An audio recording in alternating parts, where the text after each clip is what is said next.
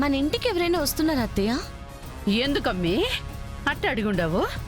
అంటే ఇద్దరు ఇందాక నుంచి డోర్ వైపు చూస్తుంటే ఎవరైనా గెస్ట్లు వస్తున్నారేమో అని అడిగాను. మేమేమి డోర్ సైడ్ చూడటం లేదు. రేయ్ సుధాకర్, సుధాకర్, సుధాకర్! వజ్రపాటి సుధాకర్, సుధాకర్, సుధాకర్! రారా బయటికి. రేయ్, ఇక్కడే ఉన్నావా? తాతగారు, మీరా? మీరు మా ఇంటికి వచ్చారేంటి? మీకు మా నాన్న ఎలా తెలుసు? నువ్విక్కడెందుకున్నావు? ఇది మా ఇల్లే తాతగారు.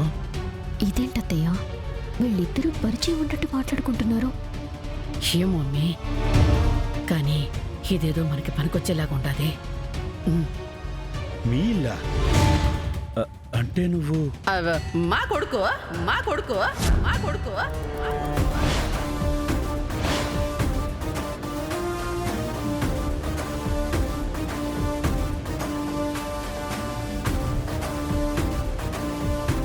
నువ్వు సుధాకర్ కొడుకువా?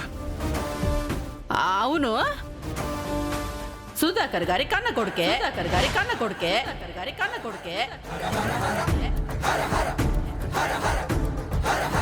పిన్ని, మీరేనా ఇలా మాట్లాడుతుంది? నేనే అమ్మి.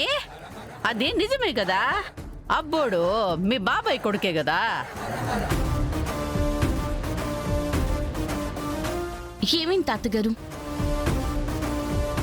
మా మావయ్య గారిని అంత కోపంగా ఎందుకు పిలుస్తూ వచ్చారు? మా మావయ్య గారు మీకు ముందే తెలుసా? అసలు మీరెవరు? సుధాకర్, నేనెవరని నీ కోడలు అడుగుతోంది. నేనెవరో చెప్పు.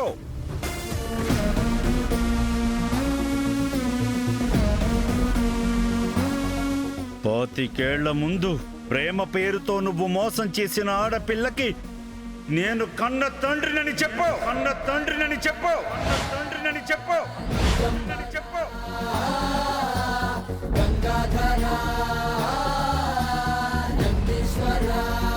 కొడుకునని ప్రేమ పంచమని నీ దగ్గరకొచ్చిన కేదార్ని అవమానించి నీ కొడుకు చేత కొట్టించి ఇంట్లో నుంచి గెంటేయించిన ఆ కేదార్కి నేనేమవుతానో చెప్పు.